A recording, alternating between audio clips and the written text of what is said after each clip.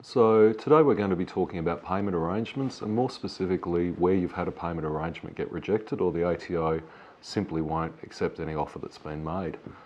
So the scenario generally is you've lodged your BAS or you're behind in your BASs, you owe some tax debts and you put forward a payment arrangement to the ATO. Now in the old days, generally these were accepted without too much consideration. But the ATO policy appears to have changed where not only are they looking at your compliance history but also your viability. And for some businesses this can be the wake-up call to say that something's going wrong. So looking at a rejected payment arrangement, the first question that will always get asked is, are your BASs up to date? Now there is a hard and fast rule inside the ATO, if you don't have your lodgements up to date then you won't get a payment arrangement accepted. Now for a lot of businesses they've held off lodging the BASs because they're worried about the additional tax liability. But in fact, this can be a worse result where the ATO will simply assume what your liability will be and commence proceedings or reject a payment arrangement because you haven't got your compliance through. The next issue that the ATO is going to look at is the sustainability of any offer put forward. So if you have a business that's been unprofitable for a number of years and you're putting forward a payment arrangement that requires profitability, the ATO is most likely going to reject it. And what they're looking for is different ratios. So what they're seeing is your business compared to your peers. They're also seeing at what your old trading history has been like. Now, if you've been consistently losing money and then you put forward a payment arrangement that says, well, we're going to make money now, they're going to ask why, and they're going to ask for reasons to accept your business as actually being sustainable to make payments on any payment arrangement. So looking at sustainability, what the ATO is looking for is actually how you're going to make money and how you're going to be able to pay off the debt. So if you put forward a payment arrangement that assumes a profitability level that you've never achieved, or you've been in losses for a number of years, they're going to have a look at this and look at it quite closely. So they're going to ask for additional financial information. And if your business is not able to make payments or not going to be able to sustain any payment arrangement, they're probably going to reject the payments as well. Now, for a lot of businesses, this should be a wake-up call to ask actually what's going on, to have a look at their business and actually see whether or not they can afford to do any payment arrangement or whether they should even be in business. So what about your compliance history? Well, for a lot of businesses, this is something that gets them into a lot of trouble. The position of the ATO is the poorer the compliance history, the less chance of getting a payment arrangement.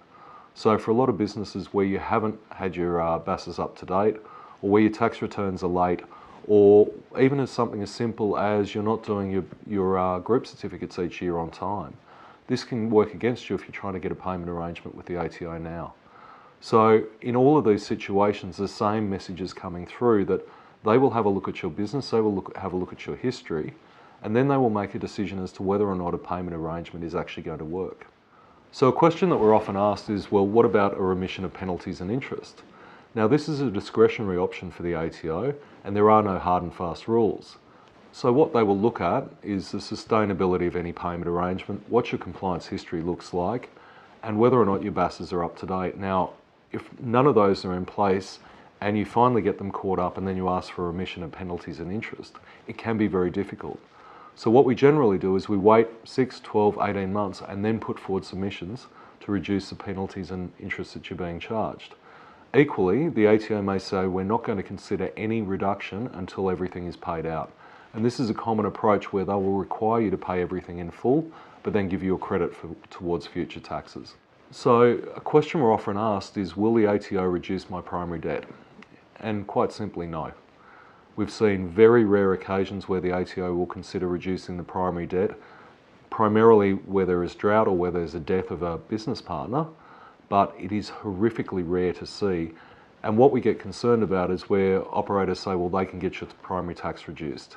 It is almost impossible for that to happen. The ATO generally don't have a policy to allow the remission of the primary debt in any circumstances. So you put forward an arrangement and it's been accepted. So now what? What happens from here? And what we generally see happening is people keep up with their payments and things go along quite well. But once you've got your payment arrangement in place, you still need to keep your compliance up to date. You need to have your BASs lodged on time and you need to be making payments. Getting the arrangement over the line isn't just enough. You've got to push forward to make sure that you still keep making your payments. So what happens if you miss a payment?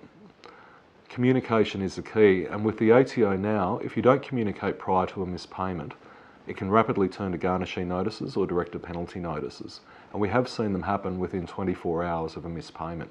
So the important aspect of this is to communicate and communicate early. Talk to the ATO, explain to them what the situation is, ask for an extension of a week, a month, whatever it needs to be. But make sure that they know that you're going to miss a payment. Because if they do, it'll be logged into the system and you have an opportunity to get everything back on track. So what if my offer's been rejected? So you put forward a payment arrangement and the ATO just say no. You've got your compliance history up to date and they've said no. Generally the reason for this is either your compliance history is horribly poor or there is no prospect that you'll be able to pay off the debt on the information they've been provided with. So what we recommend in situations like that is you start making payments regardless. So this means you make what would generally be accepted as the usual payment amount.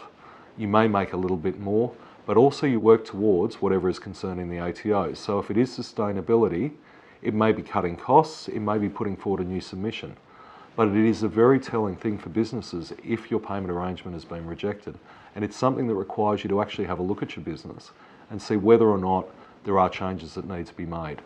So, the question we're often asked is, I've rejected my payment arrangement, is all hope lost? No, but what needs to happen is there needs to be change. So the important thing is, regardless of whether they've accepted it or not, you are making payments towards your ATO debt. Now, it can be that they require you to make a month or 2 months or 3 months worth of payments, and during that time, they'll hold off any action against you. So what you're effectively doing is buying some time, getting your house in order, and then being able to put forward a new payment arrangement. But if things haven't changed, so if the business is still unprofitable, or if you haven't got your compliance up to date, or it doesn't look like you're going to be able to maintain a payment arrangement, then your chances of being successful in this are substantially reduced. So what's next? Well, if you've got your payment arrangement in place, you should be very happy. It's important to make sure it continues to be made, and it's important to make sure that your compliance history is kept up to date. This means your BASs are on time and you're making your payments as they fall due. If, however, the ATO has rejected your payment, then it might be time to have a chat to an organisation like ours, where we can help you through the process. And it may be as simple as going back to the ATO with a new submission, or it may be that you need to make some structural changes in order to get on top of your affairs. Now, if you've got any questions on this, our team is always happy to talk. If you call us on 1300 023 782 or visit our website, we'd be more than happy to have a no obligation chat with you about what your options are.